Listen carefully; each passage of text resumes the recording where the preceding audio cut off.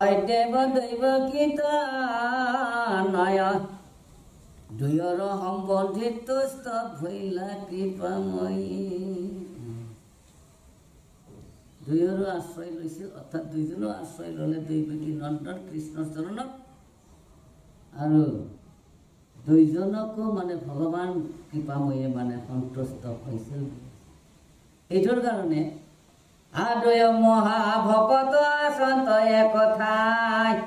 মই প্ৰভু তাক সুধি আকাৰে আছো যায় ইফালে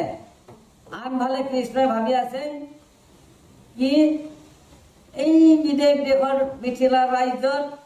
এনেকৈ দুজন শুদ্ধ ভকত আছিল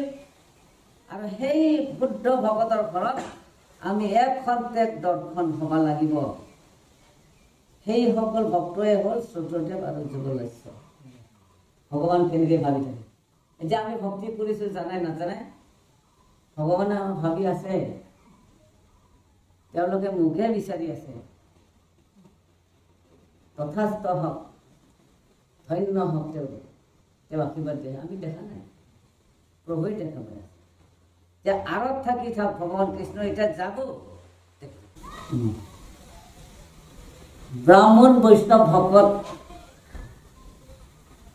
তাৰমানে কৈছি ভাগৱতে ভকত বৈষ্ণৱ ব্ৰাহ্মণ বিশিষ্ট কথাটো মানে অলপ উল্টা হৈছিলে ভকত বৈষ্ণৱ ব্ৰাহ্মণ বিশিষ্ট দেৱতা তীৰ্থত কৰি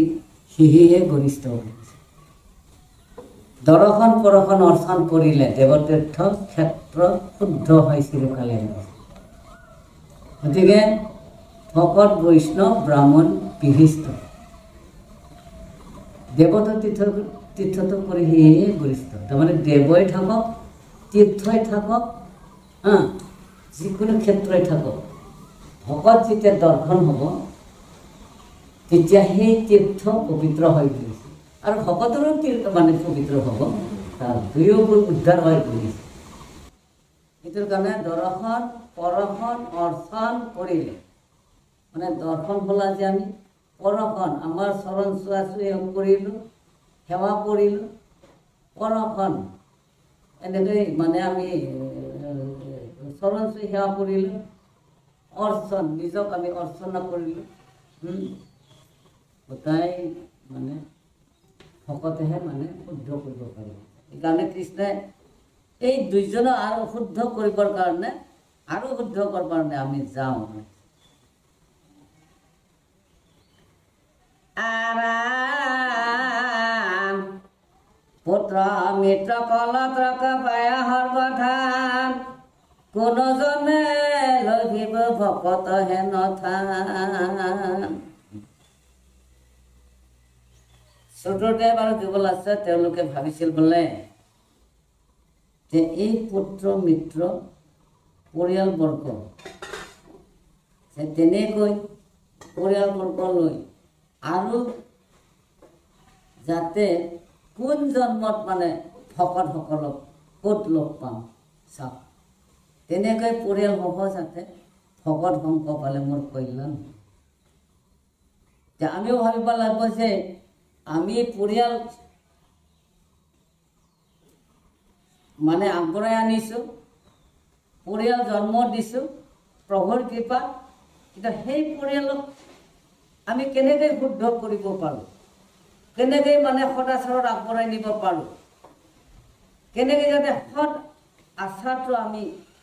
তেওঁলোকক বিলাই দিব পাৰোঁ আৰু কেতিয়া তেনেকৈ সাধু সংগ লগ পাম কাৰণ ধৰ্মটো হ'ল আচৰণৰহে পৰিচয় বুলি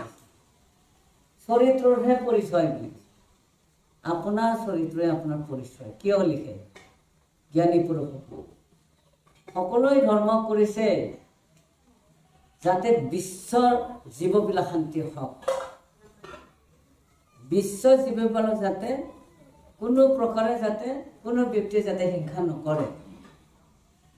বহুত সমাজ গঠন কৰি বহুত ধৰ্ম নীতি আমি পৰিচালনা কৰি আছোঁ বা ধৰ্ম নীতি মানি আছোঁ যাতে বিশ্বখন যাতে শান্তি হওক কোনো জীৱে কোনো জীৱক যাতে হিংসা নকৰে আচল গৰজনা আদৰ্শ সেইটোহে প্ৰভু ভগৱন্তৰ আদৰ্শ সেয়াই অহিংসাই পৰম ধৰ্ম। গতিকে আহক চবে মানে ধৰ্ম পালন কৰে, যি ধৰ্মই নহওক আমি কোনো ধৰ্মক মানে তাৰমানে অন্যভাৱে ক'ব নোৱাৰোঁ, বেয়াভাৱে ক'ব নোৱাৰোঁ। সকলোৱে ধৰ্ম ঈশ্বৰকে মানি আছে, সকলোৱে ধৰ্ম। কিন্তু সেয়ে আমি চৰিত্ৰত কেনেকৈ মানে পৰিৱৰ্তনত দিব পাৰোঁ, আচৰণটো কেনেকৈ মানে সদাচাৰত মানে আমি সৎ আচৰণ কেনেকৈ আগুৱাই নিব পাৰোঁ। গতিকে আমি এই সংসাৰত জীয়াই থাকিব লাগিলে নোযোৱা ঠাইত যাবই লাগিব, দেখা নোপোৱা ঠাইত আমি আগবাঢ়িবই লাগিব।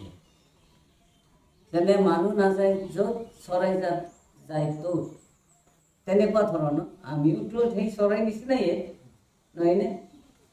গতিকে এই দেশৰ পৰা সেই দেশলৈ আমাৰ বন্ধুত্ব চিনটো কোনো জীৱৰ হিংসাৰ পৰা মানে আঁতৰি থাকি যাতে আমি সকলোকে বন্ধুময়, সকলোকে ঈশ্বৰমুখী